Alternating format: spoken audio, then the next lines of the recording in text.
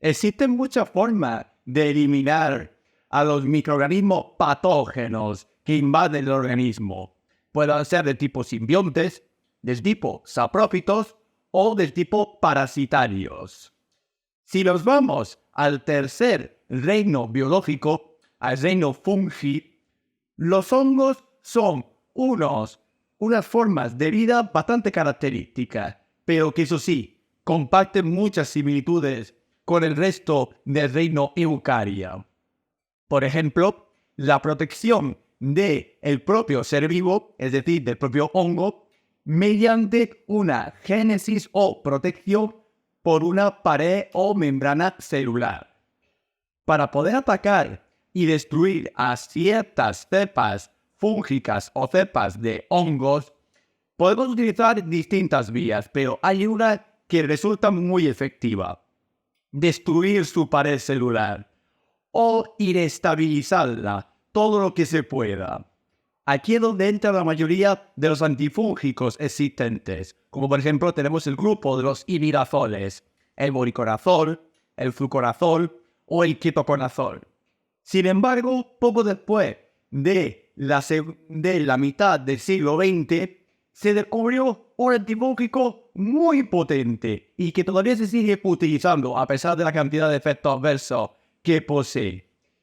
Este antifúngico se conoce como la anfotericina, del cual deriva su principal característica, y es que la anfotericina es una molécula anfótera, es decir,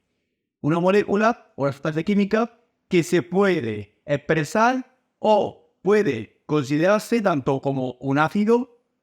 como una base.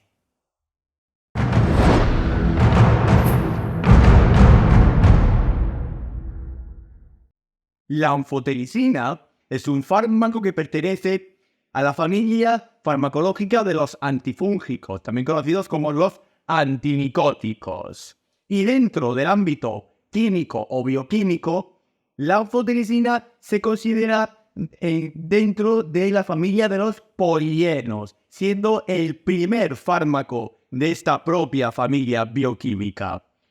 Descubierta la anfotericina a principios de la segunda mitad del siglo XX, supuso una revolución dentro del tratamiento de las enfermedades fúngicas y de las colonizaciones de hongos en el organismo. Sin embargo, actualmente está en desuso debido a la gran cantidad de efectos adversos que aparecen en los primeros estadios de la terapia, así como también del alto coste y manufacturación que tiene por las empresas farmacéuticas. Es decir, es muy complicado crear la molécula de la anfotericina, aunque a veces la terapia,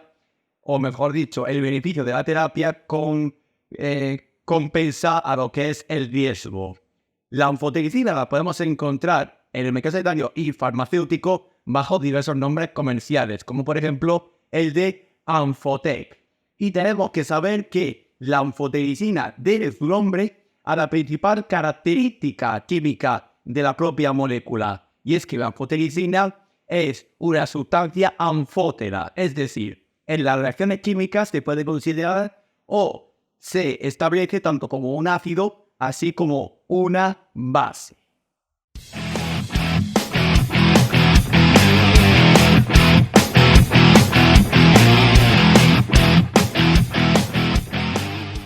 Simple y llanamente relegada al ámbito del tratamiento de las infecciones fúngicas,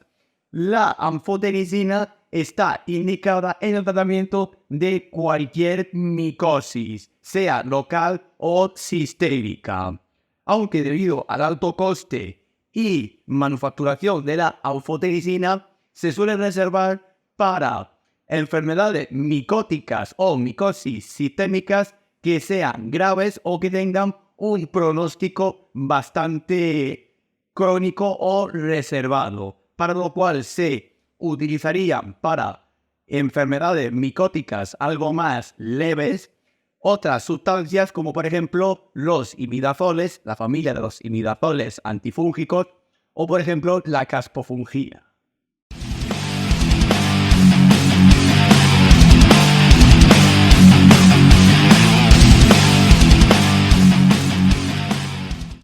Ciertamente, la anfotericina no suele estar contraindicada en los pacientes, pero sí debemos de saber que la gran particularidad que recae en la anfotericina y que de ahí deriva el desuso que tiene de la misma es los cuadros de alergia que genera, incluso en los primeros estadios de la terapia con la anfotericina, es decir, el organismo observa o contempla a la anfotericina como un cuerpo extraño, de ahí que lo ataca, lo cual genera inflamaciones que pueden ser locales y de ahí hasta sistémicas. Y tampoco hay que utilizar la anfotericina en combinación con fármacos nefrotóxicos debido al alto nivel de excreción renal que tiene la anfotericina, y tampoco se debe de utilizar en pacientes dializados, es decir, la diálisis. Y dentro de las precauciones hay que tener en cuenta mucha cautela de la anfotericina en pacientes con cierto grado de nefropatía y hepatopatía. En aquellos pacientes que ya han tenido reacciones anafilácticas o reacciones alérgicas a la anfotericina en otras terapias,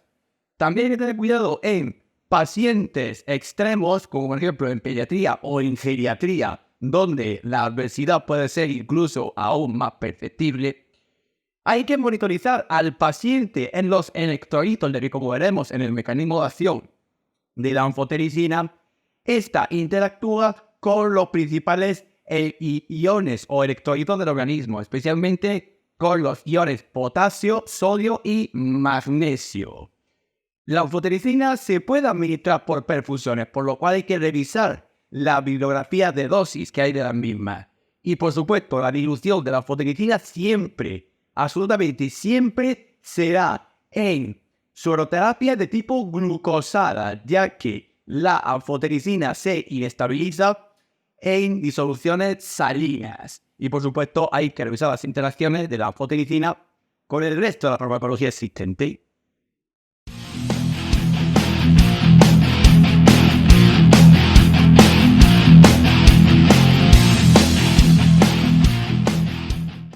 El mecanismo de acción de la anfotericina suele ser algo simple si se entiende lo que es la fisiología del propio ataque que ejecuta la anfotericina sobre el microorganismo patógeno, en este caso contra el hongo o el reino fungi. Debemos de saber que la anfotericina se une a una de las principales sustancias estructurales de la membrana del microorganismo patógeno, del hongo, lo que se conocen como los esteroles y ergosteroles. Los esteroles y los ergosteroles son sustancias fundamentales para el mantenimiento y la estructura de las paredes celulares eucariotas. Como por ejemplo en las células animales encontramos el principal esterol, el colesterol. Sin embargo, la anfotericina tiene mucha más especificidad por los esteroles fúngicos que por el propio colesterol de las células animales. Alrededor de unas 500 veces más de afinidad. ¿Qué consigue la anfotericina mediante la unión a los esteroles y ergosteroles de la pared celular del microorganismo patógeno, es decir, del hongo? Que provoca unos poros, unas aberturas que por ellas se pueden colar sustancias tóxicas para el hongo, así como también puede haber una fuga del interior del hongo hacia el exterior. En este caso, la anfotericina consigue que haya una fuga iónica, es decir, una fuga electrolítica desde el hongo hacia el exterior, especialmente de iones esenciales para la vida del propio hongo, como puede ser el sodio y el potasio, lo cual que conlleva a una lisis celular, una desestabilización total de la membrana celular del hongo y la muerte del mismo.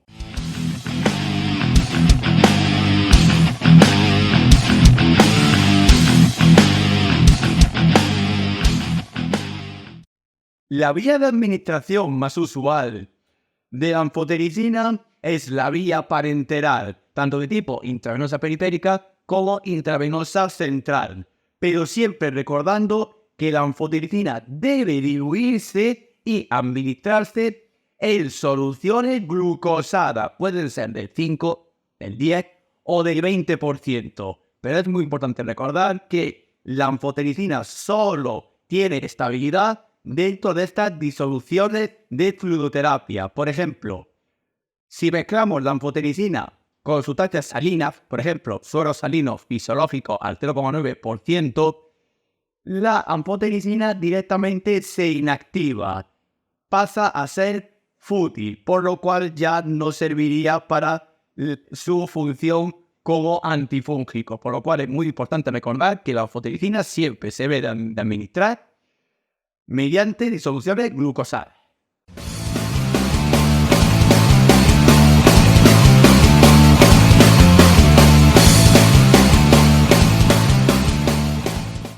La posología más habitual de la anfotericina está condicionada a varios factores, pero especialmente hay uno que debemos de tener en cuenta, y es la presentación farmacéutica o farmacológica de la anfotericina. Podemos encontrar dos tipos: la anfotericina de tipo B normal y la anfotericina de tipo B liposomal.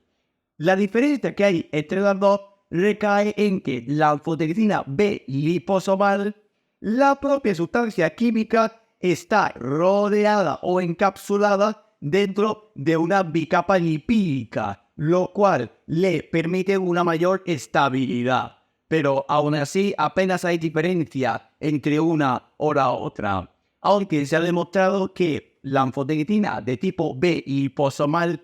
tiene un poco más de rango terapéutico con respecto a la normal. Si utilizamos la anfotericina de tipo B normal, empezaríamos con una dosis de 1 miligramo por kilogramo diario, aumentando esa dosis si requiriese hasta 3 o 4 miligramos por kilogramo diario durante un tiempo terapéutico bastante extenso, que puede llegar incluso hasta los 16 días recomendados. Y también podemos utilizar otras dosis, como por ejemplo con un inicio de 1 miligramo en 20 mililitros y de ahí seguir con una perfusión de 250 microgramos por kilogramo diario. Y si por el contrario utilizamos la anfotericina de tipo B liposomal, utilizaríamos las mismas dosis, pero directamente si encontramos una infección micótica o una micosis sistémica bastante grave o bastante complicada, podemos utilizar incluso dosis aún mayores, como por ejemplo de 5 miligramos por kilogramo diario, con un tiempo terapéutico también aproximado de 14 días. Pero es muy importante revisar la bibliografía de dosis de la anfotericina, y más en estos tiempos donde su uso está siendo restringido, o mejor dicho, está cayendo en detenimiento por otras opciones más efectivas y algo más seguras.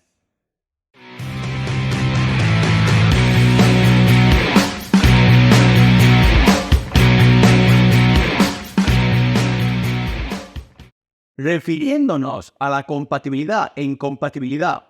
de la anfotericina de tipo B, tanto normal como liposomal, con el resto de la farmacología existente,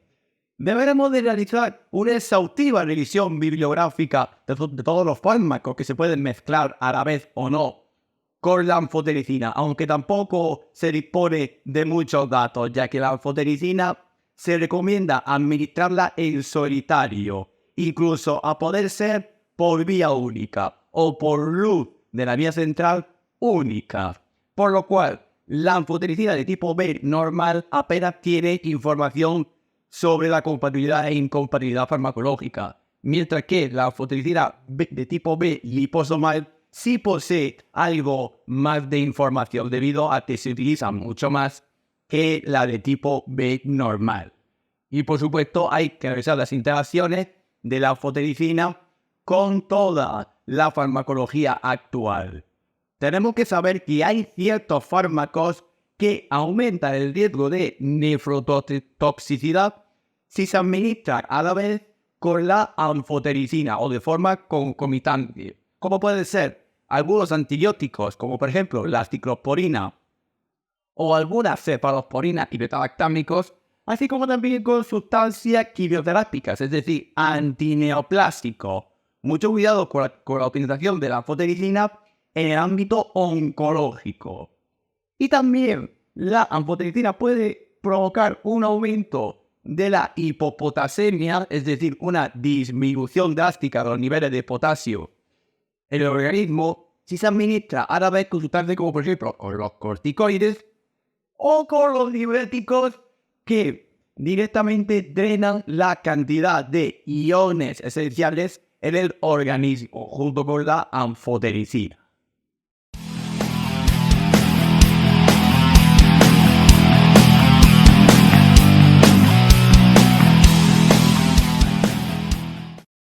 Incluso en los tiempos actuales, y tras haber sido muy estudiada, la anfotericina de tipo B puede provocar efectos adversos, especialmente más en el ámbito de la administración de la anfotericina de tipo B liposomal, que es la que más se ha utilizado y la que más se dispone de información sobre efectos secundarios.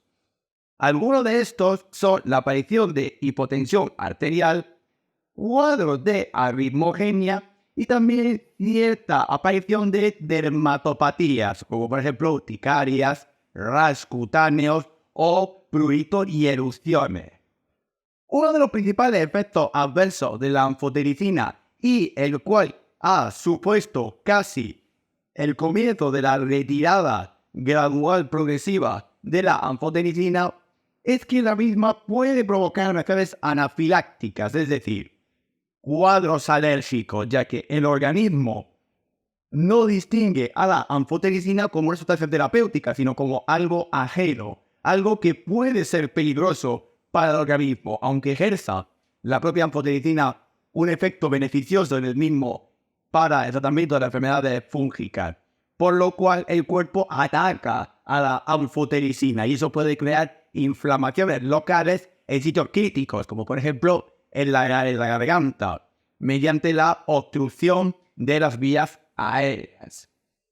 A nivel general, la anfotericina puede provocar fiebre, disnea, así como también cierto grado también de hepatotoxicidad. Aunque debo de saber que la anfotericina, en el ámbito sistémico, los efectos secundarios tiran más hacia el ámbito renal, debido a que la anfotericina apenas se metaboliza en el organismo y el propio sistema renal, los riñones, excretan la anfotericina sin apenas haber sufrido cambios en esta, por lo cual los riñones pueden verse dañados. Y también puede provocar la anfotericina alteraciones de electrolitos, ya que como vemos en su mecanismo de acción, ya de por sí la anfotericina provoca una fuga de iones o electrolitos en los microorganismos patógenos, puede también acelerar la alteración de algunos valores iónicos en el organismo del medio interno. Y también puede provocar ciertas alteraciones de la sangre, como por ejemplo leucopenias o trombopenias. Y en el embarazo y la lactancia, la anfotericina de tipo B se ha demostrado que tiene categoría B. Se puede administrar tanto durante la lactancia como en el lactante durante la gestación, pero siempre bajo criterio y recomendación facultativa.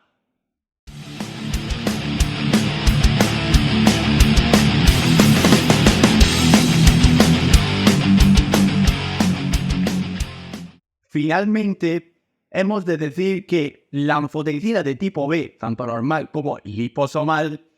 no se dispone de mucha información sobre si es una sustancia dializable o no, ya que apenas se ha utilizado en los ámbitos de dialización, ya que como volvemos a recordar de antes, la anfotericina tiene un cierto carácter nefrotóxico, por lo cual si ya de por sí el riñón o los riñones están dañados,